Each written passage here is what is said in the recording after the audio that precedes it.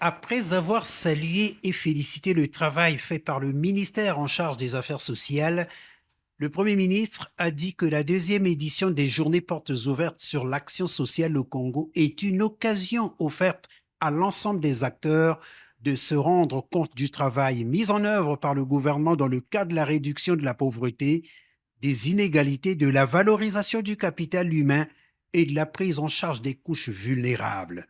C'est un éventail très large des programmes qui sont mis en œuvre par le gouvernement pour que aucune couche de la société ne se sente exclue. Aucun citoyen ne puisse se sentir seul devant la précarité, seul devant la misère, seul devant la difficulté. Vous voyez tout ce qui se fait au quotidien, l'assistance des populations dans des zones souvent inondées. Les catastrophes vont encore arriver bientôt certainement avec les fortes pluies qui s'annoncent et le ministère des Affaires sociales travaille déjà à faire de la prévention et à être prêt pour faire face à toutes ces situations. Mais cela ne se limite pas seulement à ce travail d'accompagnement, de solidarité, d'action sociale.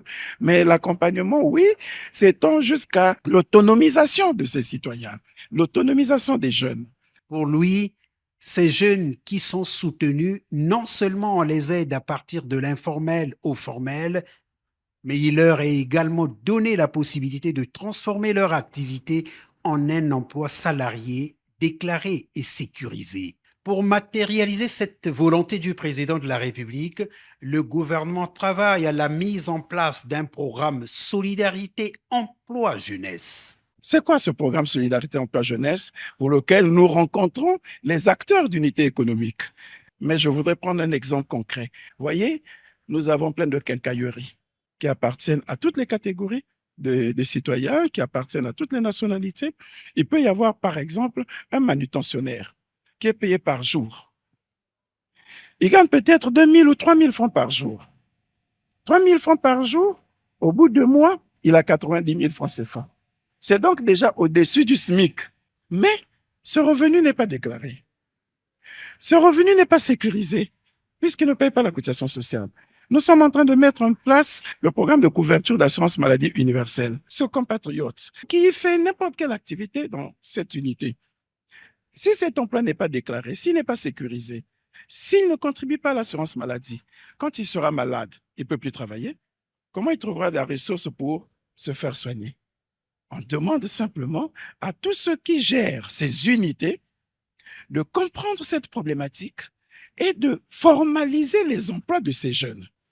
Et une autre dimension, quand vous allez dans ces unités, il y a des emplois qui auraient pu être réservés aux Congolais, y compris même pour la formalisation de ces unités. Quelqu'un ne peut pas avoir une unité commerciale qui a un chiffre d'affaires, par exemple, au-delà de 10 millions, par exemple, je le prends, mais qui ne tienne pas de comptabilité. Il faut qu'il y ait un agent comptable pour cette unité. Mais c'est un emploi qui est totalement méconnu. Alors que nous avons des jeunes qui sont formés, qui peuvent exercer ces activités. Voilà. Et qui peuvent assumer la fonction de comptable de cette unité. Après l'ouverture officielle de cette deuxième édition des Journées portes ouvertes de l'action sociale au Congo, le chef du gouvernement a eu droit à une visite guidée des différents stands.